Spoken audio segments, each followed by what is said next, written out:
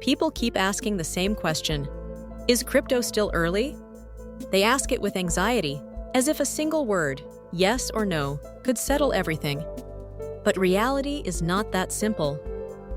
Crypto is too big, too disruptive, and too unfinished to judge with a lazy conclusion. The better question is this: why does crypto still feel messy? Why are wallets confusing? Why do fees sometimes spike? Why are scams everywhere? And why can one careless click cost you everything? If that sounds like failure, pause. It can also be the signature of a technology that is still in its early stage. When I say early stage, I do not mean nobody has heard of it. Plenty of people have. I do not mean it is small. It is already enormous. Early stage means something more precise. The product is not yet packaged for mainstream users.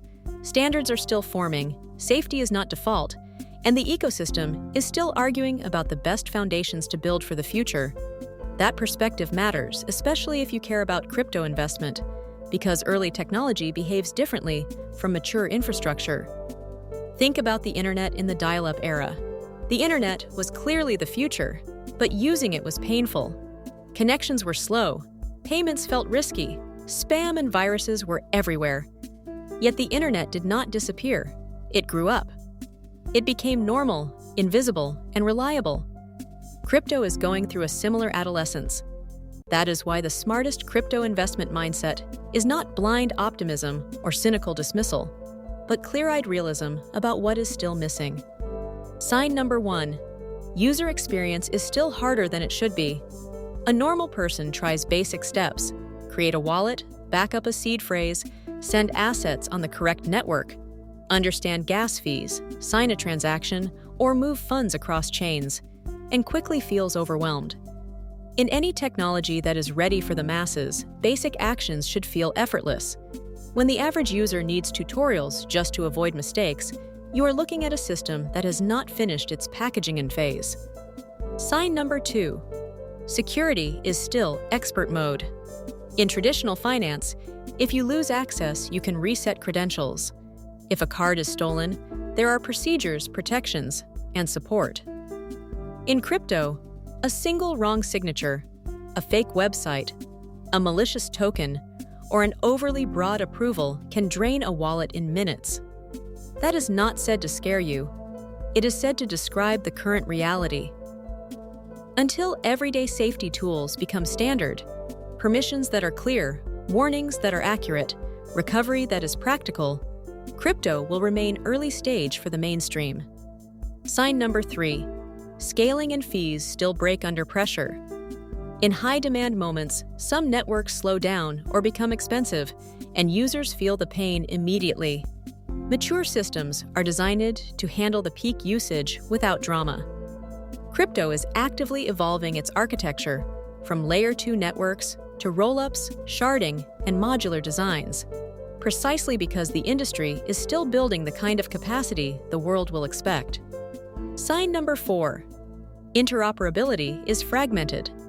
Crypto today is less like one internet and more like many separate countries with different rules, standards, and risks. Moving value across ecosystems can feel like crossing borders, and bridges can become attack targets. In a mature world, interoperability is mostly invisible. You do not have to think about it. In crypto, you often do. That friction is a loud signal that the infrastructure is still being assembled. Sign number 5. Identity and reputation are still unsolved at the scale needed for trust. The internet eventually developed layers for login, authentication, fraud detection, and anti-spam. Crypto needs equivalents that preserve privacy while reducing abuse, human-friendly identity, reputation signals that are hard to fake, and safer ways to recover from mistakes without handing full control to a central gatekeeper. When identity remains an open problem, scams stay effective and mainstream adoption stays cautious. Sign number 6. Regulation is still being defined. Large markets tend to move faster when the rules are clear and enforcement is predictable. In many places, crypto rules are still evolving. What counts as a security? Who is responsible for compliance? how consumer protection should work, and what reporting standards should look like. Uncertainty slows institutional adoption and complicates product design. That is normal for a new asset class, but normal here also means not fully mature. Sign number 7. The killer apps for everyday users are still emerging. There are real use cases: stablecoins, cross-border transfers, DeFi, tokenization, gaming, and digital ownership. But the big question is whether average people can use them without caring about blockchains at all. The internet won because it delivered obvious daily value through search, social, streaming, and simple commerce. Crypto is still searching for the set of applications that feel just as natural. Now listen carefully, because this is where most people get trapped. Hearing we are early and translating it into buy everything. That is wrong.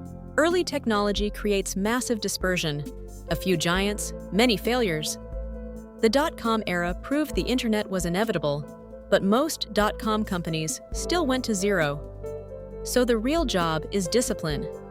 Ask how value is captured, not just whether a product is exciting. Follow bottlenecks that create persistent demand: scaling, security, onboarding, developer tooling, stablecoin rails, and compliance-friendly infrastructure.